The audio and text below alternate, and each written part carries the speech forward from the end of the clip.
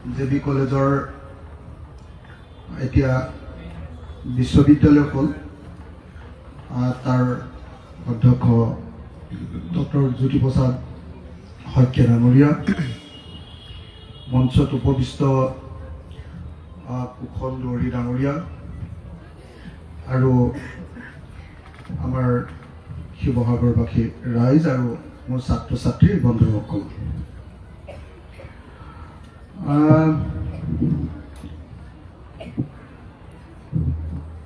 Book fair এখন 10 বছৰ চলাই আছে আমাৰ খোজে আৰু ভালকৈ চলাই আছে। এইটো বৰ কম কথা নহয়। মই খোজক এই বুক ফেয়াৰখন এনেকৈ সুন্দৰ ধৰণে চলাই থকাৰ কাৰণে বিশেষভাৱে খোজৰ সকলো সদস্য সদস্যতাক ধন্যবাদ জনোৱাৰ উপৰি বিশেষভাৱে মই সমীৰণ আৰু আমাৰ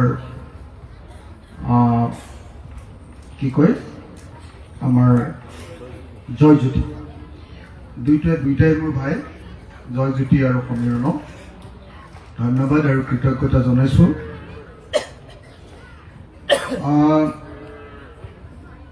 ইয়াত যিসকল জ্যেষ্ঠ নাগৰিক উপস্থিত আছে তেখেতসকলক মোৰ ক'বলগীয়া বিশেষ একোৱেই নাই। কিতাপৰ বিষয়ে মই তেখেতসকলক ক'বলৈ যোৱাটো নিশ্চিতভাৱে এইটো মোৰ ধৃষ্টতা হ'ব।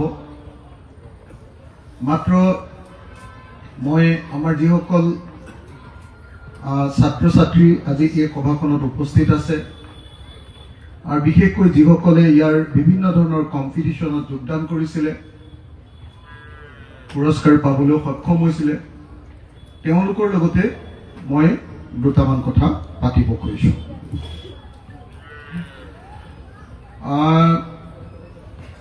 কিতাপ বোলা বস্তুটোনো কি? কিতাপ বোলা বস্তুটো হ'ল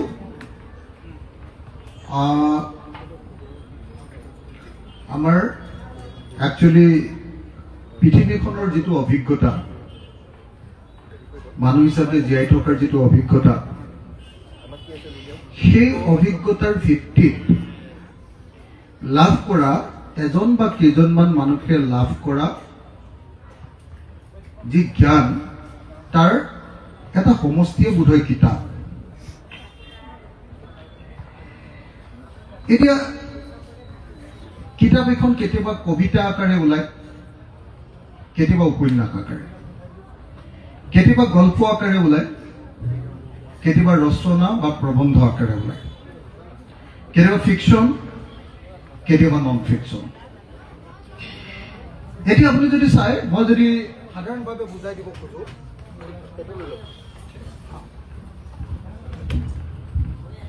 ছাপোজ মই যদি এই শৰাইখন এজন লেখকে কেনেকৈ বৰ্ণনা কৰিব, ছাপোজ এনেই মুখৰ আগত পালোঁ কাৰণে মই আপোনালোকক কৈছোঁ, শৰাইখন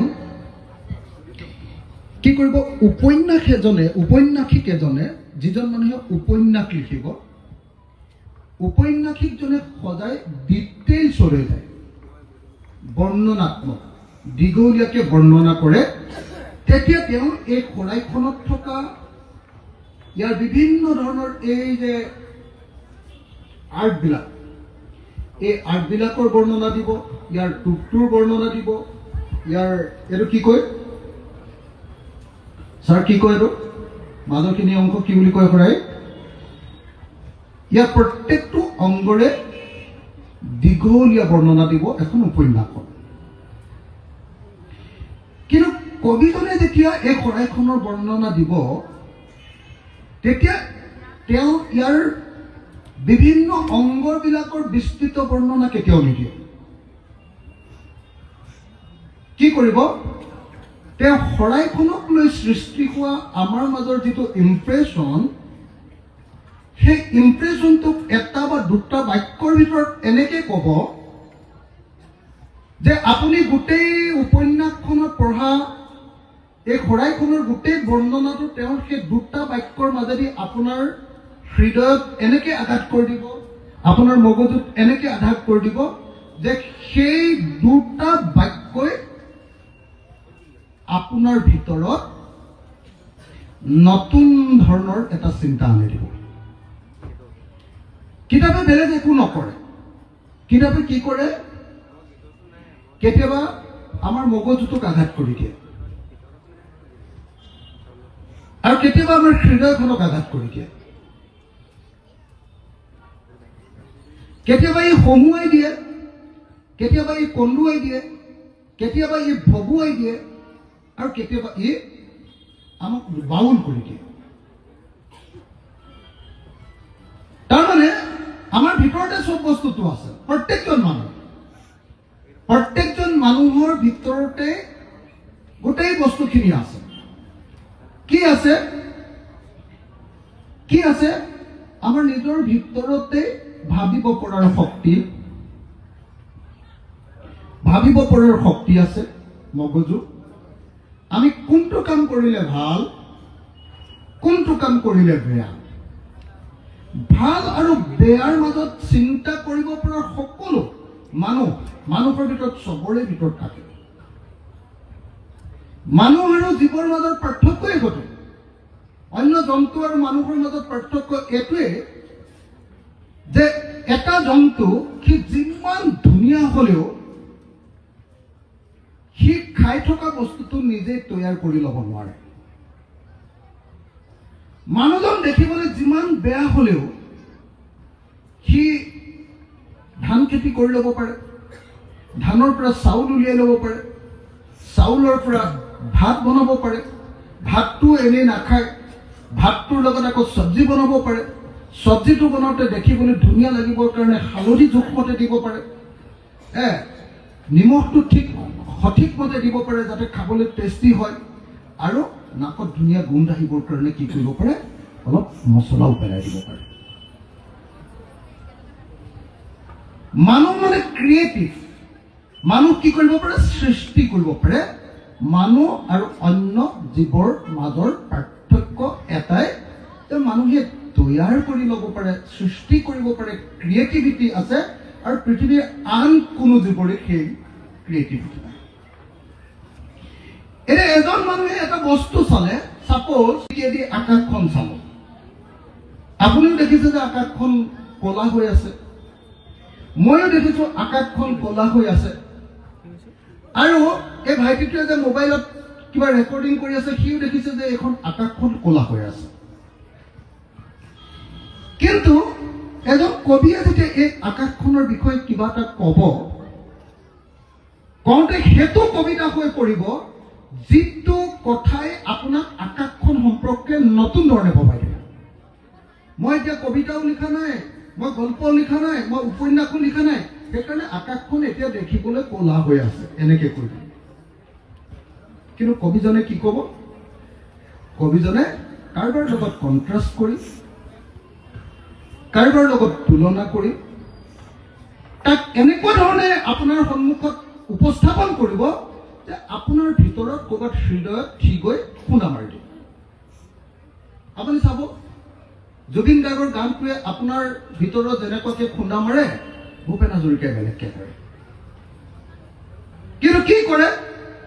আমাৰ হৃদয়ত, আমাৰ মনত, আমাৰ মগজুত গীত, কবিতা, উপন্যাস, গল্প এইবিলাকে এনেকুৱা এটা বস্তু সৃষ্টি কৰি দিয়ে যে সদায় দেখি থকা বস্তু এটা আপোনাক নতুন ধৰণে আপোনাৰ সন্মুখত উপস্থাপন কৰি দিব পাৰে। সেইটোৱে হ'ল সাহিত্য, সেইটোৱে হ'ল কিতাপৰ মহত্ব। বস্তু একেটাই, আপুনিও দেখি আছে, ময়ো দেখি আছো। আমাৰ শিৱসাগৰৰ এনেকুৱা কোনো মানুহ নাই যি চাগে চাহ বাগানৰ মানুহৰ জীৱন দেখা নাই। কিন্তু ৰাস্তা বাৰুৱাই সেউজী পাতৰ কাহিনীখন লিখি অসমৰ চাহ শ্ৰমিকৰ জীৱনটোৰ সম্পৰ্কে আমাক যি কথা কৈ দিলে,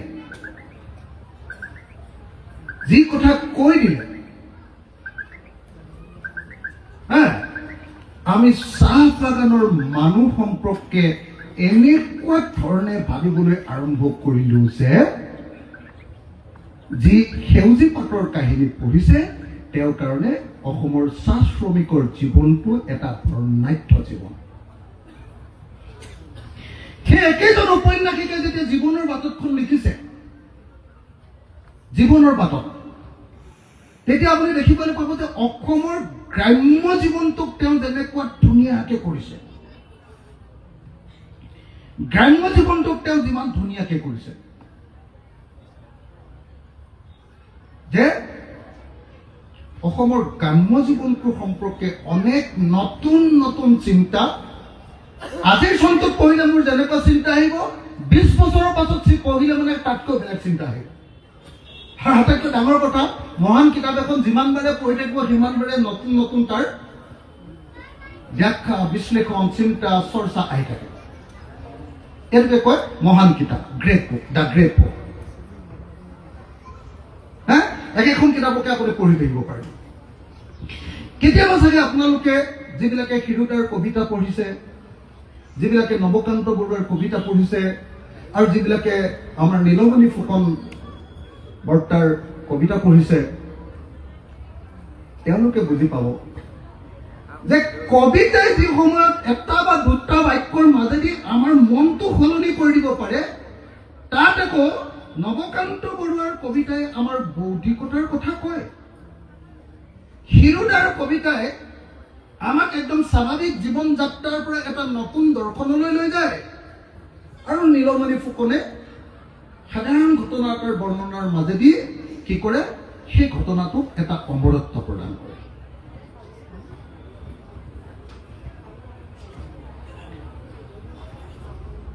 সেইকাৰণে মই ভাবো যে কিতাপ বোলা বস্তুটো পৃথিৱীত যিমান যি আহক, অলপ আগতে ছাৰে কৈ আছে যে আজিকালি নতুন ল'ৰা ছোৱালীবিলাকৰ কাৰণে মোবাইল আহিলে, আৰু মোবাইলটো অহাৰ পাছত কিতাপৰ হেৰিটো অলপ বেলেগ হৈ গ'ল।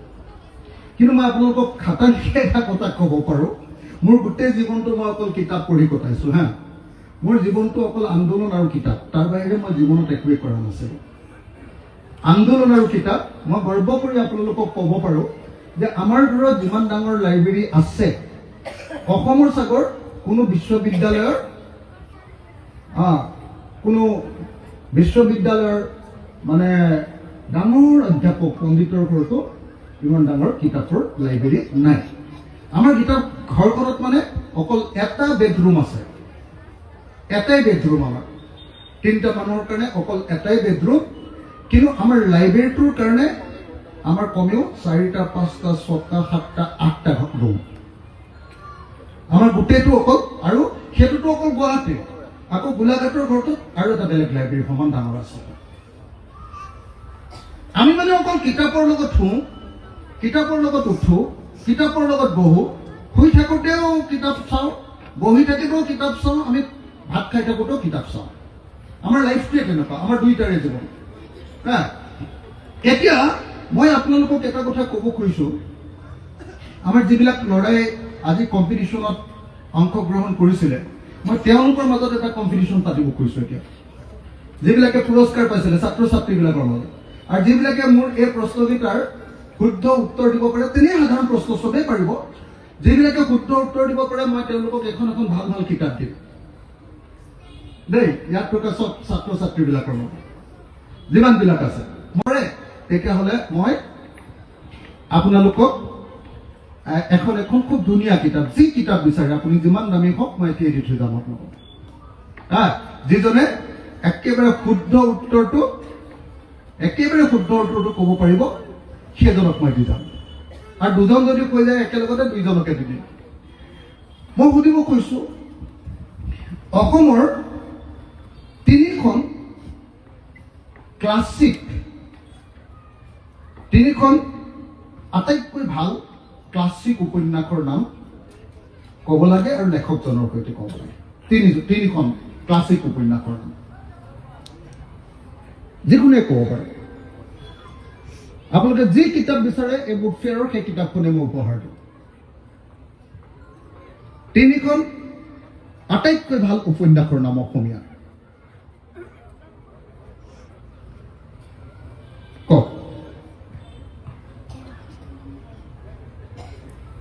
বহুত কেইখন আছে, তাৰ ভিতৰত আটাইতকৈ ভাল উপন্যাস হিচাপে এতিয়ালৈকে অসমৰ সাহিত্য জগতৰ নজহা নপমা উপন্যাস কোনে ক'ব পাৰিব?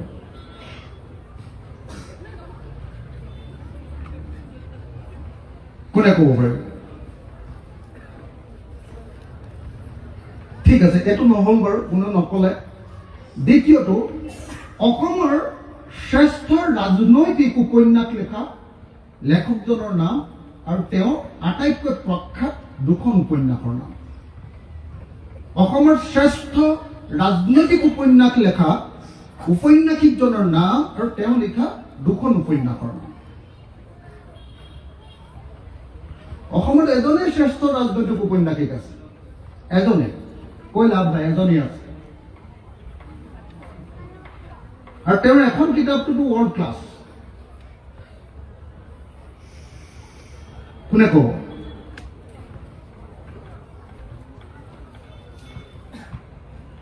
বীৰেন্দ্ৰ কুমাৰ ভট্টাচাৰ্য। তেওঁৰ ইয়াৰুংগমখনো বেষ্ট আৰু একদম নাম্বাৰ 1 ক্লাছ 1 উপন্যাস ইয়াৰুংগম। মৃত্যুঞ্জয়, প্ৰতিপদ, ৰাজপথেৰী ন্যায়, এই গোটেইবিলাক চব তেওঁ অসমীয়া সাহিত্যৰ শ্ৰেষ্ঠ ৰাজনৈতিক উপন্যাস। আৰু মই ভাল কিতাপ উপন্যাসৰ নাম যে কৈছিলো, ভাল উপন্যাস বুলি যদি আপুনি কয়, বোধহয় আজিলৈকে আনবিটেবল উপন্যাসখন বোধহয় জীৱনৰ বাটত। দ্বিতীয়খন একেজন লেখকে লিখা সেউজী পাতৰ কাহিনী। 2, 3 কোনখন কম? 3 কওকচোন। 3 এখন খুব ভাল উপন্যাস, তেনেকুৱা এখন ভাল উপন্যাস আশীৰ্বাদৰ ৰং, অৰুণ শৰ্মাৰ। আৰু কওক না, শ্ৰেষ্ঠ উপন্যাস যিকেইখন আছে, এখন শ্ৰেষ্ঠ উপন্যাস ইয়াৰুইংগম, শিৱলি ইয়াৰুংগম। আৰু মই ভাবো যে কোনোবাই বুক ফেয়াৰলৈ আহিছে, কিন্তু এই শ্ৰেষ্ঠ উপন্যাস কেইখন আজিলৈকে পঢ়া নাই, তেতিয়াহ'লে তেওঁ এতিয়ালৈকে জাতীয় জীৱনৰ আটাইতকৈ ভাল কিতাপ কেইখন পঢ়া নাই। মইতো ভাবো যে যিসকল বুক ফেয়াৰলৈ আহে আৰু কিতাপ পঢ়ে, তেওঁলোকে 5খনমান কিতাপ আজিয়ে লৈ যাওক যদি পঢ়া নাই। সেউজী পাতৰ কাহিনী, জীৱনৰ বাটত, একেজন মানুহে দুটা নাম লৈ লিখিছে। সেউজী পাতৰ কাহিনীৰ নাম লিখোতে তেওঁ নাম লৈছে ৰাস্তা বৰুৱা, জীৱনৰ বাটত লিখোতে তেওঁৰ নাম লৈছে বীণা বৰুৱা। তেওঁ আচলতে আমাৰ আটাইতকৈ ডাঙৰ ফকলৰিষ্ট। তেওঁ কি নাম বাৰু তেখেতৰ নাম? গুৱাহাটী ইউনিভাৰ্চিটিৰ ভাইচ চেঞ্চেলৰ আছিলে, কি নাম? বিৰিঞ্চি কুমাৰ বৰুৱা। ডক্টৰ বিৰিঞ্চি কুমাৰ বৰুৱা উপন্যাসিক হিচাপে যিমান শ্ৰেষ্ঠ, কোনোবাই যদি কিতাপ পত্ৰ তেওঁ পঢ়িছে, তেওঁ ফকলৰ সম্পৰ্কীয় কিতাপবিলাকো ৱৰ্ল্ড ক্লাছৰ। ডক্টৰ বিৰিঞ্চি কুমাৰ বৰুৱা। তাৰপিছত যদি ছেকেণ্ড ফেজত যদি আপুনি আহে উপন্যাস, সেই যুগৰ পিছত নেক্সট উপন্যাসলৈ যদি আহে, তেতিয়াহ'লে ডেফিনেটলি বীৰেন্দ্ৰ কুমাৰ ভট্টাচাৰ্য। আৰু তেওঁৰ শ্ৰেষ্ঠ উপন্যাসখন হ'ল ইয়াৰুইংগম। আপোনালোকে যদি সঁচাকৈ ইয়াৰুইংগম পঢ়া নাই, নগা বিদ্ৰোহৰ কাহিনী এবাৰ পঢ়ি লওক। কোনোবাই যদি সঁচাকৈ আপোনালোকে মৃত্যুঞ্জয় পঢ়া নাই, ভাৰতৰ স্বাধীনতাৰ আন্দোলনৰ ৰেল বগৰোৱাৰ কাহিনী, মহদা গোসাঁইৰ কাহিনীটো এবাৰ পঢ়ি লওক। কোনোবাই যদি আপোনালোকে আশীৰ্বাদৰ ৰং কিতাপখন, উপন্যাসখন পঢ়া নাই, এবাৰ পঢ়ি লওক, অৰুণ শৰ্মাৰ কিতাপ। আপোনালোক যদি কোনোবাই সঁচাকে আৰু ভাল উপন্যাস, আৰু এখন খুব ধুনীয়া উপন্যাস আছে, সেইখন বৰ বেছি বিখ্যাত, মানে মানুহে কয় ৰথৰ চকৰি ঘূৰে। এইখনো আকৌ বেছি বিশেষ, মানে মানুহে বেছি পঢ়া নাই, কিন্তু একচুৱেলি সেইখন আব্দুল মালিকৰ শ্ৰেষ্ঠ উপন্যাস। এখন মানুহে বেছিকৈ পঢ়া নাই, তেওঁৰ অগৰী আত্মাৰ কাহিনী এইবিলাকে বেছিকৈ মানুহে পঢ়িছে, কিন্তু এইখন শ্ৰেষ্ঠ হয় তেওঁ। তাৰপাছত আৰু শ্ৰেষ্ঠ উপন্যাস বুলি ক'লে এতিয়া আধুনিক যুগত আৰু মই বহুত পাহৰি গৈছোঁ, এতিয়া বহুত কিবা কিবি ভাবি আছিলোঁ, বেলেগ কথা, ৰাজনীতিয়ে মোৰটো খাই পেলাইছে মিছামিছি। এইটো এতিয়া অসমৰ, আপুনি যদি কয় যে অসমৰ শ্ৰেষ্ঠ গল্পকাৰ কেইজন কোন, মই আপোনালোকক অপশ্যন দিছোঁ মই অপশ্যন নহয়, মই আপোনালোকক সময় দিছোঁ যে শ্ৰেষ্ঠ গল্পকাৰৰ 3খন শ্ৰেষ্ঠ গল্পৰ কিতাপৰ নাম কওক। ইয়াতো যি কিতাপ বিচাৰে আপোনাৰ সেই কিতাপখন আপোনালোকক মই উপহাৰ হিচাপে দিম। 3খন শ্ৰেষ্ঠ গল্প কিতাপৰ নাম আৰু গল্পকাৰজনৰ নাম কওক।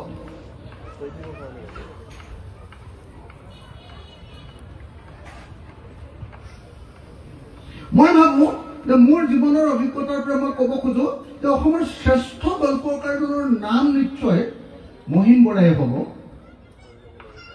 মহিম বৰাৰ যদি কোনোবাই টোপ গল্পটো পঢ়া নাই, চক্ৰবত গল্পটো পঢ়া নাই, কি কয় আপোনাৰ এই ঘাটৰ কি ঘাটটো আছিলে, কাঠনি বাৰীৰ ঘাট যদি পঢ়া নাই কোনোবাই, তেতিয়াহ'লেতো অসমীয়া জাতিৰ অসমীয়া সাহিত্যৰ একোৱেই পঢ়া নাই। আমাৰ যৌৱনকাল জীৱনকাল এইবিলাকে পাগল কৰি ৰাখিছিল। আপোনালোকে মইতো ভাবো যে মহিম বৰা আপোনালোকে যোনে পঢ়া নাই অসমীয়া সাহিত্যৰ কোনেও কোৱাদে নহয়। তাৰপিছত আৰু কোন শ্ৰেষ্ঠ গল্পকাৰ আছে আমাৰ? মামনি বাইদেউ আছে বাৰু। আৰু কোন?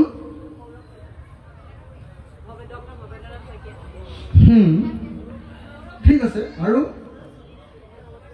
সৌৰভ চুৰীয়াটো আনবিট্ৰেবল, মানে আধুনিক যুগৰ মহানগৰীক গল্প লিখাৰ আনবিট্ৰেবল গল্পকাৰজন, একদম ৱৰ্ল্ড ক্লাছ গল্পকাৰজনৰ নাম সৌৰভ চুৰীয়া।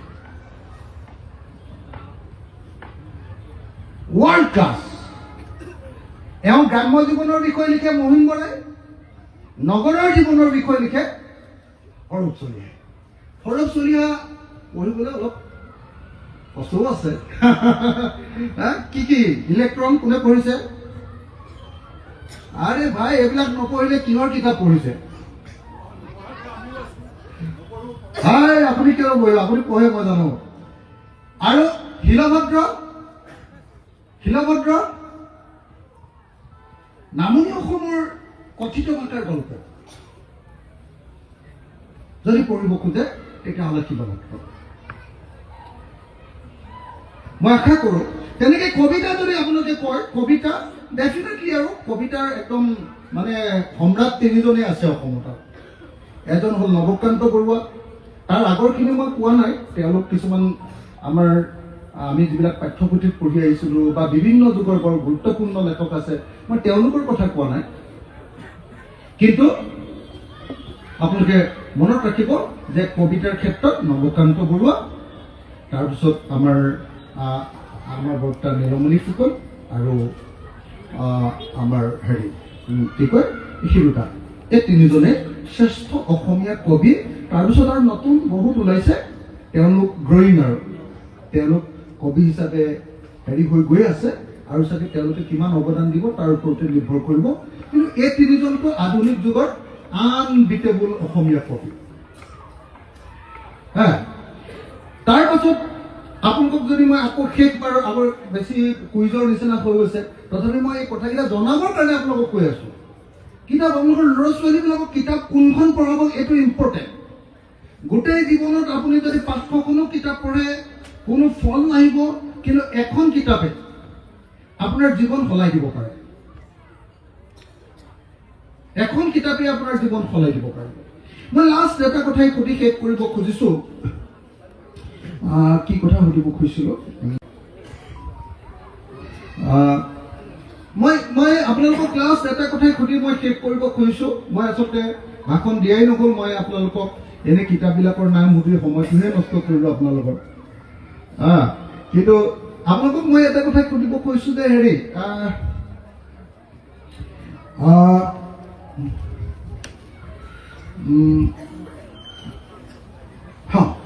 মই যদি আপোনালোকক সোধো, আপোনালোকে চাব দেই,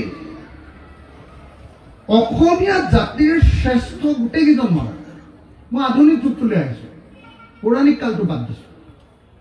শ্ৰেষ্ঠ অসমীয়া বুলি ক'লে আধুনিক যুগৰটো প্ৰথম মানুহজনৰ নামেই চাগে ল'ব লাগিব আমি লক্ষ্মীনাথ বেজবৰুৱাৰ নাম, নহয়? বেজবৰুৱাৰ পৰাই আমি আৰম্ভ কৰিছো, তাৰ আগৰখিনি মই পুৰণি মানুহ বুলি ধৰি ল'লো। আধুনিক যুগ মানে আপোনালোকে নিশ্চয় জানে, যেতিয়াৰ পৰা ব্ৰিটিছ আহিছে আৰু ব্ৰিটিছৰ বিৰুদ্ধে সংগ্ৰাম আৰম্ভ হৈছে, অৰ্থাৎ যেতিয়া কলনিয়েলিজমৰ বিৰুদ্ধে সংগ্ৰাম আৰম্ভ হৈছে, সেইটোক আধুনিক যুগ বুলি কয়। তাৰ আগৰটোক যেতিয়া ৰজাৰ দিন আছিলে সেইটোক ফিউডেল এজ বুলি কয়, ইংৰাজীত ফিউডেল এজ আৰু অসমীয়াত সামন্ত যুগ বুলি কয়। আধুনিক যুগ যেতিয়াৰ পৰা আৰম্ভ হ'ল তেতিয়াৰ পৰা যিসকল লেখক আৰু গায়ক ওলাইছে, লেখক গায়ক সাহিত্যিক শিল্পী ওলাইছে, তেখেতসকলক যদি আপুনি চায়, তাৰ ভিতৰত যদি মই অকল আমাৰ শ্ৰেষ্ঠ গায়ক দুজনৰ নাম যদি কৈ দিওঁ, আপুনি চাব দে, জ্যোতিপ্ৰসাদ, বিষ্ণু ৰাভা, ভূপেন হাজৰিকা আৰু কোন, আৰু জুবিন গাৰ্গ। এই চাৰিজনৰ যদি আপুনি ব্যাখ্যা কৰে, আপুনি চাব যে এজন মানুহ কেতিয়া বিখ্যাত মহান আৰু কেতিয়া ৰৈ যায় কেতিয়া। জ্যোতিপ্ৰসাদ কিয় ৰৈ গ'ল? জ্যোতিপ্ৰসাদৰ গীতবিলাক বেলেগ একো নাছিল। আপোনালোকে চাব, জ্যোতিপ্ৰসাদৰ গীতবিলাক আছিলে প্ৰথম অসমীয়া জাতিয়ে প্ৰথম আধুনিক গীতটোতো লিখিছে আমাৰ গছে গছে পাতি দিলে, হয়নে? গছে গছে পাতি দিলে, এইটোৱে হ'ল অসমীয়া জাতিৰ প্ৰথমটো আধুনিক গীত। প্ৰথম আধুনিক গীত ৰচনা কৰিলে আমাৰ জ্যোতিপ্ৰসাদে, প্ৰথম চিনেমাখন ৰচনা কৰিলে আমাৰ জ্যোতিপ্ৰসাদে, প্ৰথম আধুনিক নাটক মানে শংকৰদেৱৰ পাছত আধুনিক নাটক ৰচনা কৰিলে আমাৰ জ্যোতিপ্ৰসাদে, আৰু কি কৰিলে, আধুনিক গীত ৰচনা কৰাই নহয়, আপুনি চাব জ্যোতিপ্ৰসাদৰ নাটক, গীত, আনকি জয়মতীখন প্ৰত্যেকটোৱে কাৰ লগত জড়িত? ভাৰতৰ স্বাধীনতা সংগ্ৰামৰ লগত জড়িত। জ্যোতিপ্ৰসাদ হ'ল আমাৰ ভাৰতৰ স্বাধীনতা সংগ্ৰামৰ সন্তান। বহুতে আন্দোলনক গালি পাৰে, বহুতে আন্দোলনক ইনচাল কৰে, কিন্তু মই আপোনালোকক সদায় এটা কথা মনত ৰাখিব, এটা ডাঙৰ বিখ্যাত জাতিৰ আন্দোলনৰ লগত সদায় এজন দুজন ডাঙৰ সাহিত্যিক জন্ম হয়, আৰু তেওঁহে সদায় সমাজত চিৰস্থায়ী হৈ ৰৈ যায়। সেইটো চীন বিপ্লৱে কওক, সেইটো ৰাছিয়ান বিপ্লৱে কওক, সেইটো ভাৰতৰ স্বাধীনতা সংগ্ৰামে কওক, ভাৰতৰ স্বাধীনতা সংগ্ৰামক অসমে কওক। অসমটোকে যদি চাই, ভাৰতৰ স্বাধীনতা সংগ্ৰামৰ প্ৰেক্ষাপটত আমাৰ জ্যোতিপ্ৰসাদ আগৰৱালা। স্বাধীনতা সংগ্ৰামটো যেতিয়া অলপ গণ্ডগোল হৈছে, কংগ্ৰেছে গণ্ডগোল কৰিবলৈ আৰম্ভ কৰিছে, স্বাধীনতা সংগ্ৰামটোৰ প্ৰতি মানুহৰ মানে এই স্বাধীনতা, ভুৱা স্বাধীনতা, এই স্বাধীনতাই বৰ ভাল বস্তু নানিলে বুলি যেতিয়া আহিছে, তেতিয়া গঢ়ি উঠিছে আমাৰ বিষ্ণু ৰাভা, হয়নে? এই যে জ্যোতিপ্ৰসাদৰ বুকুত বিষ্ণু ৰাভা জন্ম হ'ল, আৰু জ্যোতি আৰু বিষ্ণুৰ কোলাত এবাৰ ভূপেন হাজৰিকা আহিলে। ভূপেন হাজৰিকাই কি কৰিলে চাব দেই, জ্যোতিৰ সৰ্বভাৰতীয় জাতীয়তাবাদ, বিষ্ণুৰ মাৰ্ক্সবাদ, বিষ্ণুপ্ৰসাদৰ মাৰ্ক্সবাদ, এই দুটাক ইণ্টাৰনেশ্যনেল ষ্টেজলৈ লৈ গৈছে। ইণ্টাৰনেশ্যনেল শিষ্যজন পৃথিৱী ষ্টেণ্ডাৰ্ডৰ হৈ গৈছে। এওঁলোক কেইজন যদি নেশ্যনেল ষ্টেণ্ডাৰ্ডৰ আছিলে, তেওঁ শিষ্যজনকৈ ইণ্টাৰনেশ্যনেল ষ্টেণ্ডাৰ্ড হৈছে ভূপেন হাজৰিকা। আৰু যেতিয়া ভূপেন হাজৰিকাই যেতিয়া আমাৰ এই পিৰিয়ডটোক যেতিয়া প্ৰতিনিধিত্ব কৰিছে, মই ক'লোৱে ভাৰতৰ স্বাধীনতা আন্দোলনটোক প্ৰতিনিধিত্ব কৰিলে আমাৰ জ্যোতিপ্ৰসাদে, আমাৰ তাৰ পাছৰ বিদ্ৰোহী প্ৰগতিশীল আন্দোলনটোৰ প্ৰতিনিধিত্ব কৰিলে আমাৰ বিষ্ণু ৰাভাই, তাৰ পাছত আকৌ কি কৰিলে, নেক্সট যিটো তাৰ পাছৰ যিটো ষ্টেজ, সেই যুগটোক প্ৰতিনিধিত্ব কৰিলে আমাৰ ভূপেন হাজৰিকাই। আৰু ভূপেন হাজৰিকাৰ পাছত 1990s পৰা যেতিয়া আমাৰ ভাৰতবৰ্ষলৈ লিবাৰেলাইজেশ্যন, প্ৰাইভেটাইজেশ্যন এণ্ড গ্ল'বেলাইজেশ্যন আহিলে, নতুন যেতিয়া গোলকীয় ৰাজনীতি, বিশ্বায়নৰ ৰাজনীতি আহি গ'ল, তেতিয়া আমাৰ এজন নতুন গায়কৰ জন্ম হ'ল, তেওঁৰ নামটো হ'ল জুবিন গাৰ্গ। ইণ্টাৰেষ্টিংলি এওঁলোক কিজনে, কোনোবা এজনেতো একদম বিষ্ণু ৰাভাই ডাইৰেক্ট বন্ধুকে লৈছে। ভূপেন হাজৰিকাৰ এনেকুৱা এটা গান নাই যিটো চৰকাৰ বা ৰাষ্ট্ৰক ক'ৰবাত এটা লাইন প্ৰশংসা কৰিছে, চব বিদ্ৰোহী। জ্যোতিপ্ৰসাদৰ প্ৰত্যেকটো গানেই আপুনি দেখিব দেশাত্মক বোধ, নহ'লে বিদ্ৰোহ, নহ'লে বিপ্লৱ। আৰু আমাৰ জুবিন দাই আধুনিক যুগত গীতৰ কোনটো ধাৰাক নিজৰ কৰি লৈছে? Pop rock. পপ ৰকটো কি বস্তু? এই কালি নে পৰহি যে গায়কজন আহিছিলে, তেওঁ কোন হয়? কি নাম আছিলে? পোষ্ট মেলন। কোন হয় পোষ্ট মলেনে এনেকে জোতাত যে মদ খাই দিয়ে পোষ্ট মলেনে যে মানুহ মজত এনেকে থুই বাই দিছে হাফ পেণ্টটো পিন্ধি যে একদম এনেকে এনেকে নাচি বাগি কিবা কিবিখন কৰে এইবিলাক কিনো আমাৰ জুবিন দাই যে এইফালৰ জোতাটো এইফালে পিন্ধে আৰু এইফালৰ জোতাটো যে এইফালে পিন্ধে এইটো কিনো বস্তু কি কিয় মানুহে এইটো ভাল পায় জুবিন দাই যে মহিলাৰ কাপোৰ এটা স্কাৰ্ট এটা পিন্ধিও যে ক'ৰবাত ঘূৰি ফুৰে আপোনালোকে দেখিছেনে নাই মইতো এদিন এৰোপ্লেনত দেখি এৰোপ্লেন মই মানে এয়াৰপৰ্টত গুৱাহাটী এয়াৰপৰ্টত মই ক'ৰবাত যাবলৈ ওলাইছোঁ দিন হ'ল মই বহুত দিন হ'ল এইটো কিন্তু যাবলৈ ওলাই যেনেকৈ মই লাইন পাতি আছোঁ তাৰ ইফালে দেখিছোঁ মই ভাবিছোঁ যে মহিলা এজনী বহি আছে এনেকৈ ভাবি আছোঁ তাৰপিছত অলপ দেৰি চোৱাৰ পিছত এনেকৈ কৈছে মই এইফালে চাইছোঁ এইটো জুবিন দা মই ছোৱালী বুলি ভাবিছোঁ এনেকুৱা এটা টুপি এনেকুৱা ওপৰলৈ লোৱা টুপি এটা পিন্ধি আছে ইমান ডাঙৰ খাৰু এযোৰ পিন্ধি আছে কি কয় এইটো ৰিং এযোৰ পিন্ধি আছে ইমান ডাঙৰ এনেকে ওলোৱা জোতাযোৰ এনেকে পিন্ধিছে এনেকে কৰি এনেকে ঘূৰি গৈছে জুবিন দা কি সমাজখনে যিটো এই যে চুট কৰি টাই পিন্ধি খুব ধুনীয়াকে থাকে তাৰ বিৰুদ্ধে প্ৰতিবাদ বিদ্ৰোহ পপ ৰক এই যিমানবিলাক গীত হেৰি আছে তাৰ ফৰ্মটোৱে হ'ল যে ব্যৱস্থাটোৰ বিৰুদ্ধে কথা কোৱা এই যিজন গায়ক আছিলে আমেৰিকাৰ ৰাষ্ট্ৰপতিটোক কি বুলি কৈছে গম পাইছে নাই পৃথিৱীৰ আটাইতকৈ শক্তিশালী ৰাষ্ট্ৰপতিটোক কি বুলি গালি পাৰিছে দেখা নাই জুবিন দাই সৰ্বানন্দ সোণোৱাল আৰু হিমন্ত বিশ্ব শৰ্মাক কি বুলি গালি দিছিলে দেখিছে নাই আপোনালোকে দেখিছে নাই মঞ্চত চবৰ সন্মুখত থিয় হৈ কৰি দিব বিজেপি এটা মতলা পাৰ্টি এনেকে কৈ দিব পৰা মানুহ কোন কিয় ক'ব পাৰে সেইটোৱে হ'ল এজন বিদ্ৰোহী গায়ক যি ব্যৱস্থাৰ পৰিৱৰ্তন বিচাৰে আৰু কাকো খাতিৰ বাতিৰ নকৰে কোনো কি কিহৰ পৰা গঢ়ি উঠিছে যে নিউ লিবাৰেল যিটো ইকনমি পৃথিৱীত গঢ়ি উঠিছে সেই ইকনমিয়ে লৈ ৰখা যিটো পপ আৰু কি কয় পপ আৰু আপোনাৰ কি ক'ব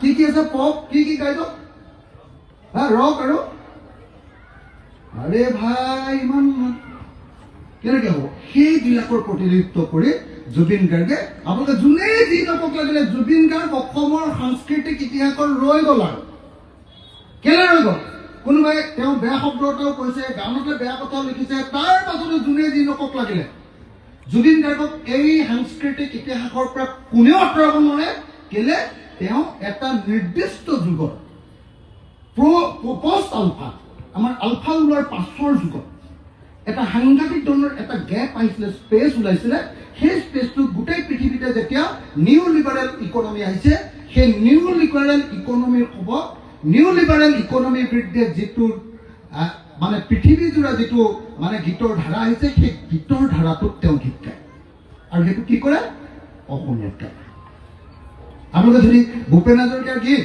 আৰু জুবিন গাৰ্গৰ গীতৰ মাজত তুলনা কৰে তেতিয়াহ'লে দেখিবলৈ পাব যে ভূপেন হাজৰিকাৰ গীতবিলাক চব কথা প্ৰধান সুৰ প্ৰধান তাত বাদ্যযন্ত্ৰটো খুব কম জুবিন গাৰ্গৰ গীতবিলাকত বাদ্যটো বেছি সুৰ আৰু কথাৰ পৰিমাণটো কম কেলে কাৰণ আধুনিক যুগত আধুনিক মেচিনৰ ব্যৱহাৰ আমি ইয়াত আপোনালোকে চাবচোন বেলেগ চাবই নালাগে আমাৰ শিৱসাগৰৰ গাড়ীখন যিমান লাহেকে যায় তাতকে গুৱাহাটীত অলপ খৰকে গাড়ী চলায় মানুহে গুৱাহাটীত যিমান খৰকে চলায় তাতকে দিল্লীত বেছিকে খৰকে চলায় দিল্লীত যিমান খৰকে চলায় তাতকে বম্বেত বেছিকে চলায় বম্বেত যিমান খৰকে চলায় তাতকে আমেৰিকাত বহুত বেছি স্পীডত মানুহে গাড়ী চলায় কেলে এইটো ৱে অফ লাইফ মানুহৰ জীৱন যাত্ৰা মানুহ মেচিনৰ লগত জড়িত তেওঁলোকৰ জীৱনটোৱে খৰতকীয়া আমাৰ ইয়াত সামন্তীয় খেতিটো এবাৰেই কৰোঁ আমাৰ লাহে লাহে জীৱন এই জীৱনটোক পৰিৱৰ্তন কৰিবৰ কাৰণে কৰা কামটোৱে হ'ল বিদ্ৰোহ বিপ্লৱ সংগ্ৰাম এই জীৱনটোক পৰিৱৰ্তন কৰিবৰ কাৰণে মই বহু দীঘলীয়াকৈ আপোনালোকক ক'লোঁ চাগে আপোনালোকে আমনি পাইছে কিন্তু দুৰ্ভাগ্য যে মই আজি এখনো কিতাপ কাকো উপহাৰ দিব নোৱাৰিলোঁ এতিয়া শেষবাৰৰ কাৰণে আকৌ এবাৰ সুধিছোঁ আকৌ এবাৰ মই সুধো, কি সুধো?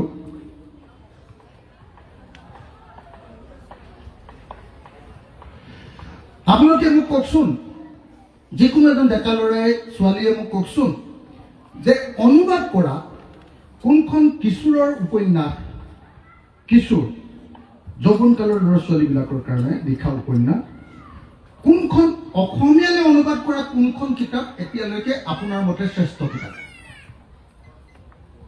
অসমীয়ালৈ অনুবাদ কৰা পৃথিৱী বিখ্যাত কেইখনমান কিশোৰৰ কাৰণে, আমাৰ মানে ধৰক ক্লাছ 8-9ৰ পৰা ধৰক degree first year, second year, third year মানলৈকে পঢ়িব পৰা কিতাপ, শ্ৰেষ্ঠ কিতাপ দুখনমানৰ নাম কওকচোন। উপন্যাস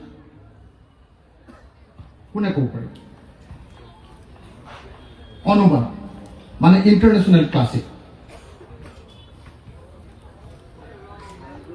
পঢ়িব লাগে, এইটোৱে কিবা কোনো এন ফ্ৰাংকৰ ডায়েৰী। তেওঁ কিবা এটা পাব মোৰ পৰা, এখন কিতাপ, যিকোনো কিতাপ তুমি যিখন মন যায় এতিয়া লৈ ল'বা, মই দিম। এন ফ্ৰাংকৰ ডায়েৰী, ঠিক আছে। সেইখন এখন আপোনালোকে জানে চাগে, ফেচিজিম যেতিয়া কৈছিলে জাৰ্মানীত, জাৰ্মানীত ফেচিজিমৰ বিৰুদ্ধে এজনী সৰু ছোৱালীয়ে তাই ঘৰৰ ভিতৰত লুকাই থাকিবলগীয়া হৈছিলে, আৰু লুকাই থাকোঁতে তাই লিখা ডায়েৰীৰ পাতখনৰ নাম এন ফ্ৰাংকৰ ডায়েৰী। কিন্তু তোমাক মই অনুৰোধ কৰিম যে এখন খুব ধুনীয়া কিতাপ, এই তোমালোকৰ দিনৰ কাৰণে পঢ়িবলগীয়া সিস্কিন, মই আৰু বহুতো বুলি এখন অনুবাদ কিতাপ আছে। এখন যদি পোৱা ক'ৰ পৰা লৈ লওঁ, মই তোমাক এখন দিম। ধুনীয়া, খুব বঢ়িয়া এখন কিতাপ পঢ়িলে মনটো ভাল লাগিব দেই। তো এইখিনিয়ে কথা, মই বহুত দীঘলীয়াকৈ নকওঁ বুলি ভাবিছিলোঁ, ক'বলৈ মন নাছিলে। আজিকালি কিতাপ চিতাপ কথা পাতিলে কোনে গুৰুত্ব দিয়ক, কিন্তু মই লাষ্ট এটা কথা কম আকৌ দেই, বেয়া পালেও আপোনালোকক আৰু 2 মিনিট ল'ম মই। যিবিলাক ল'ৰা ছোৱালীবিলাকে তোমালোকে মোবাইল ফোনটো লৈ ফুৰা, মোবাইল ফোনটো, মোবাইলত কথা পতা, মোবাইলত ৰিল চোৱা, মোবাইলত ফেচবুক চোৱা, মোবাইলত টুইটাৰ কৰা, আৰু মোবাইলত কি কৰা, ইনষ্টা কৰা, যিখিনি ল'ৰা ছোৱালী তোমালোক আছা বা মোবাইলটো ইউজ কৰা, তোমালোকে, মই ভাবোঁ যে মোবাইলটোক মানে মোবাইলটো মইতো দেখিছোঁ যে আজিকালি আমাৰ জীৱনৰো, আমাৰ নিচিনা বয়সীয়া মানুহৰ জীৱনৰো এটা বহুত সময় এই মোবাইলটোত চায়। তাৰপিছত যেতিয়া মই ৰাতি শুবৰ সময়ত ভাবোঁ যে আজি মোবাইলটো ইমান দেৰিতে চালোঁ, কি পালোঁ, বৰ বেছি একো পোৱা নাযায়। মই খালি তোমালোকক এটা অনুৰোধ কৰিব খোজোঁ, যিবিলাকে তোমালোকে মোবাইল ব্যৱহাৰ কৰা ল'ৰা ছোৱালীবিলাকে, এটা খুব পজিটিভ ব্যৱহাৰ তোমালোকে কৰিব পাৰা, খুব পজিটিভ ব্যৱহাৰ। কি জানানে? সেইটো হ'ল তোমালোকে মোবাইলত বহুত গ্ৰুপ থাকে ইণ্টাৰনেটত, যে গ্ৰুপবিলাকত তোমালোকে তোমালোকৰ বয়সৰ ল'ৰা ছোৱালীবিলাকৰ লগত, বিদেশৰ ল'ৰা ছোৱালীবিলাকৰ লগত কথা পাতিব পাৰা। মই ব্যক্তিগত উদাহৰণ জীৱনত কেতিয়াও নিদিওঁ, তথাপি এটা দিছোঁ। মোৰ ল'ৰাটোৱে মোবাইলটো চাই ৰাতি 1টা বজাত 2টা বজাত আমেৰিকাৰ ল'ৰা ছোৱালীৰ লগত কথা পাতি থাকে, কোনোবা দিন চাউথ আফ্ৰিকাৰ ল'ৰা ছোৱালীৰ লগত কথা পাতি থাকে, কোনোবা দিন লেটিন আমেৰিকাৰ ল'ৰা ছোৱালীৰ লগত ডিবেট কৰি থাকে যে এই তহঁতৰ লেটিন আমেৰিকাৰ বিদ্ৰোহ এনেকৈ বিফলে হ'ল মোৰ ল'ৰাটো। মই তেতিয়া ভাবোঁ যে এই মোবাইলটোত ইমান সময় নষ্ট কৰিছে। তাৰপিছত কিছুদিনৰ পাছত মই অনুভৱ কৰিলোঁ যে সি অসমীয়া মিডিয়ামৰ জাতীয় বিদ্যালয়ত পঢ়ে, কিন্তু সি ইংলিছ মিডিয়ামত পঢ়া ল'ৰা ছোৱালীৰ নিচিনাকৈ ঘৰত কথা কোৱা ইংৰাজীটো ক'ব পাৰে। ক'ৰ পৰা শিকিলে সি? বেলেগ একো নহয়, এই যে মোবাইলটো লৈ যে বিভিন্ন পাকিস্তানৰ ল'ৰাটোৰ লগত এইমাত্ৰ কথা পাতিলে, তাৰপিছতে আধা ঘণ্টাৰ পিছতে আফগানিস্তানৰ ল'ৰাটোৰ লগত কথা পাতিলে, তাৰপিছত আকৌ আমেৰিকাৰ ছোৱালী এজনীৰ লগত কথা পাতিলে, এইমাত্ৰ যিকোনো কোৰিয়াৰ ল'ৰা এটাৰ লগত, জাপানৰ খাদ্যৰ বিষয়ে সি যিমান জানে, মোকতো কৈ দিলে মোৰ মাথাই গৰম হৈ যায়।